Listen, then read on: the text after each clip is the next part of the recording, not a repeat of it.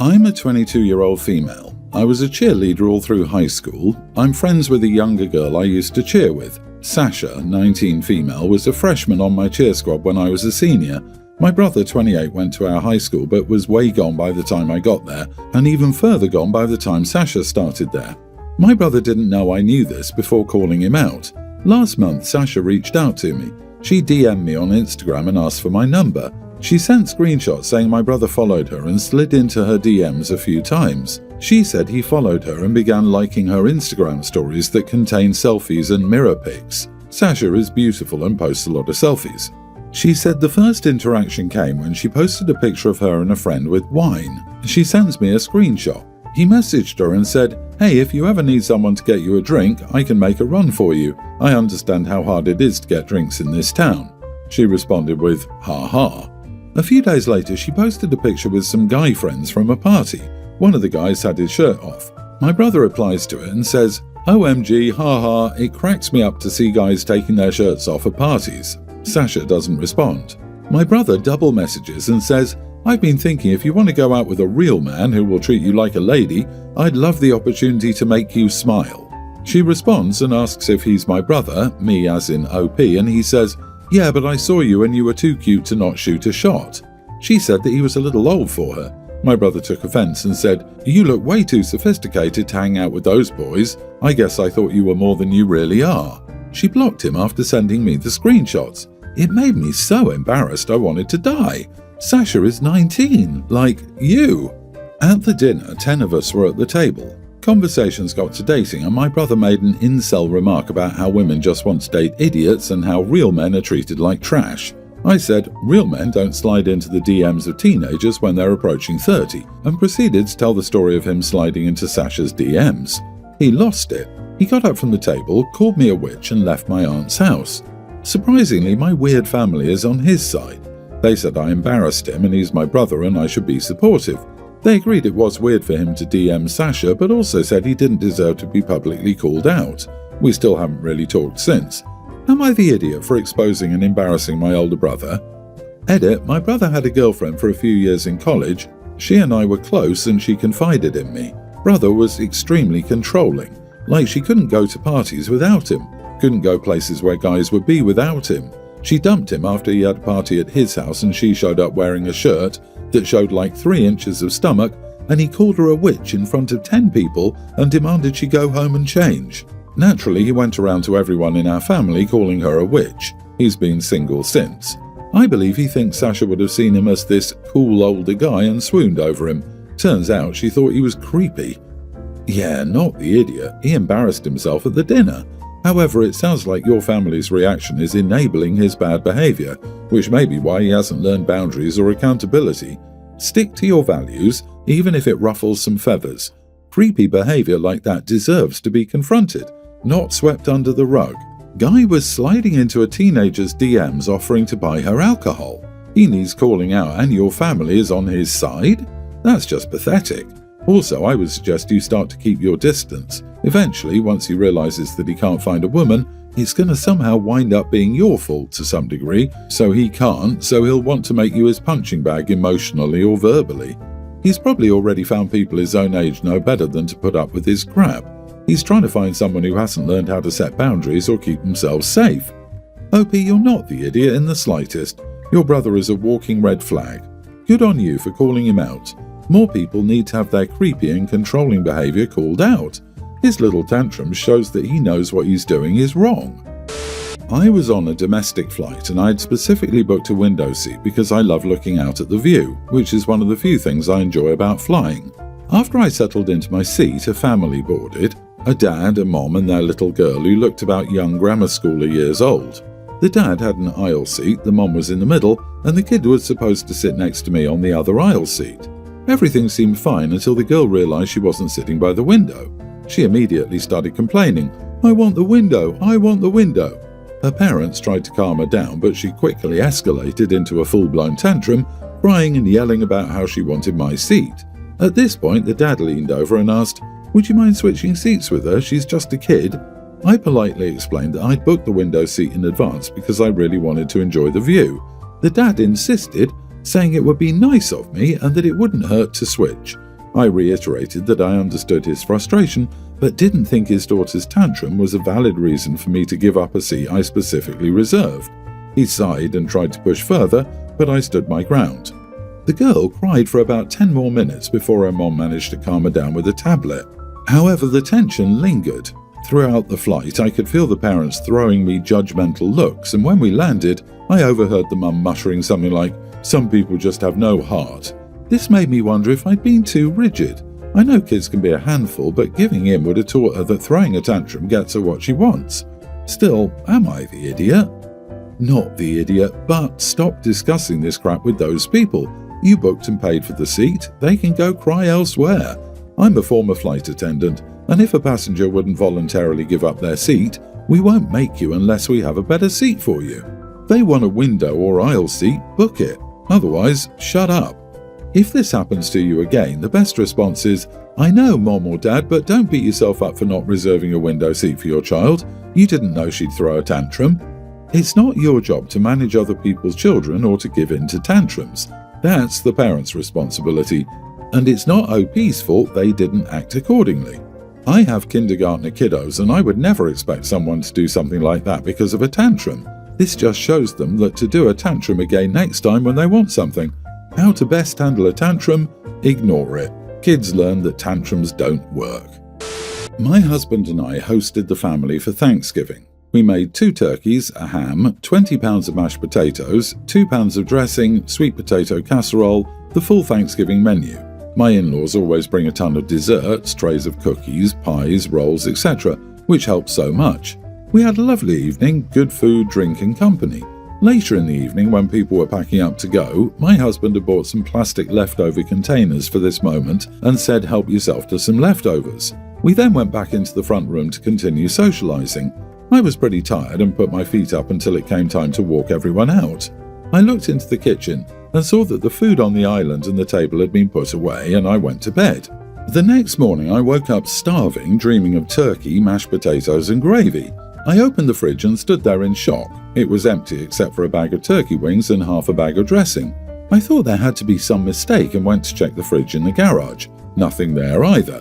I sat in shock trying to comprehend what had happened to all that food. When my husband walked into the kitchen, I asked him if there'd been some miscommunication. Did he offer the leftover food to our relative's charity organisation? He said that he had not, but he had observed another relative and his entire family carrying out the food they'd brought, an unopened dessert that the in-laws had brought, and gallon Ziploc bags of food we'd made.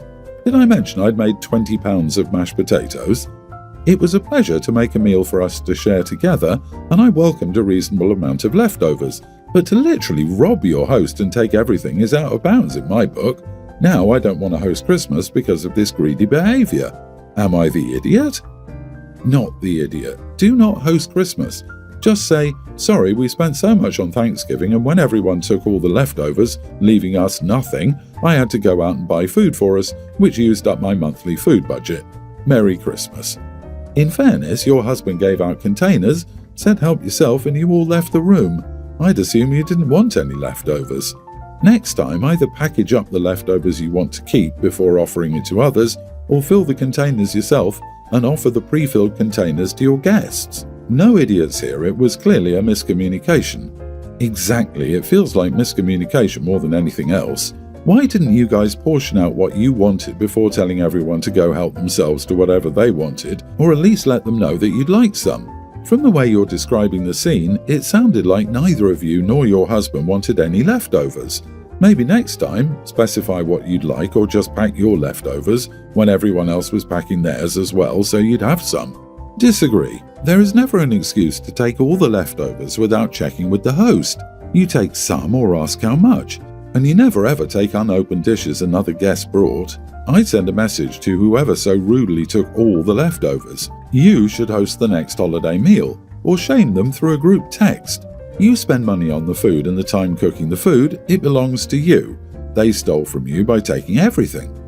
Update, I've had a day to think about it and a lot of really good advice from all of you.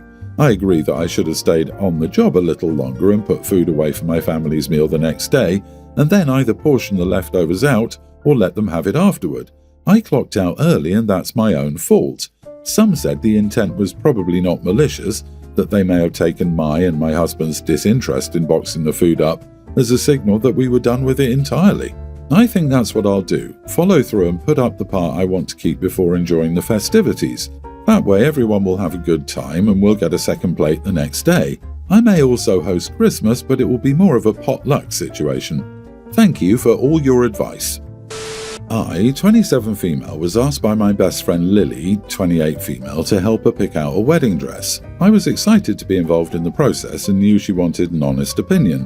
When she showed me the dress she'd chosen, I was shocked. It wasn't what I expected, and honestly, it wasn't flattering on her at all. It was a style I didn't like, and I felt it didn't suit her body type. I tried to be diplomatic at first, but she really liked it.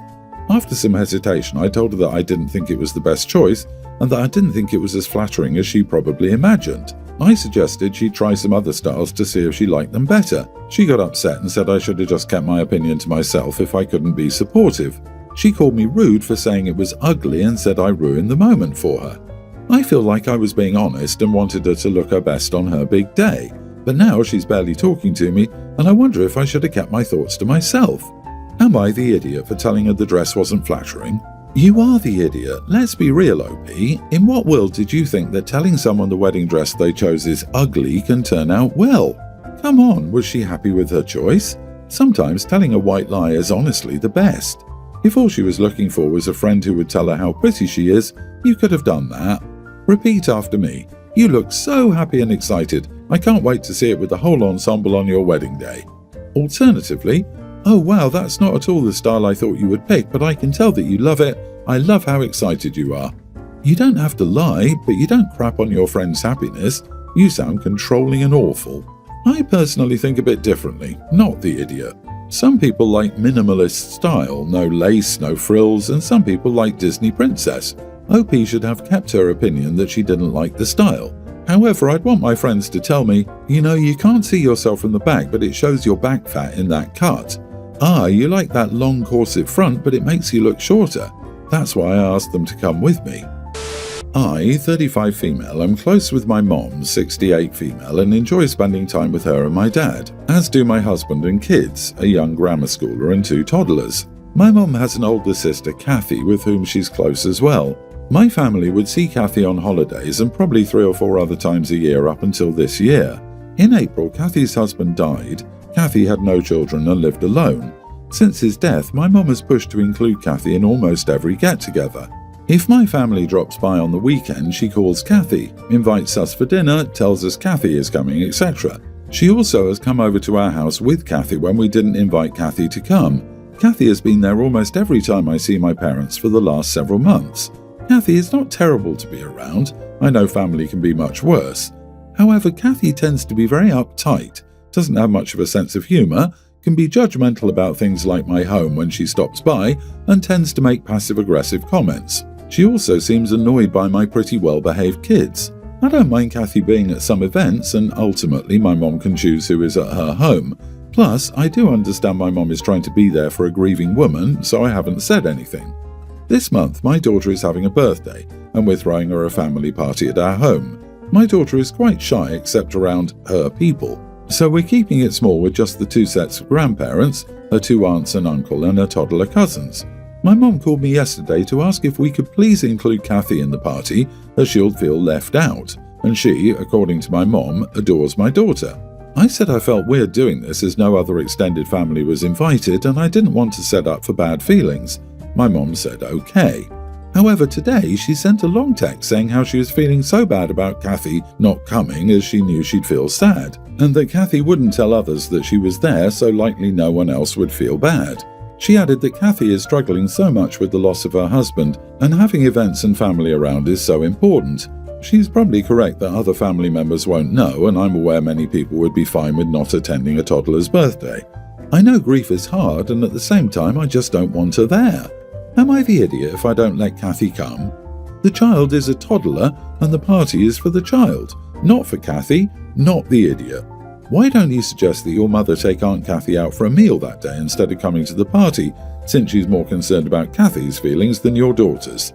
Also, call Mom out for being extremely manipulative with that reply.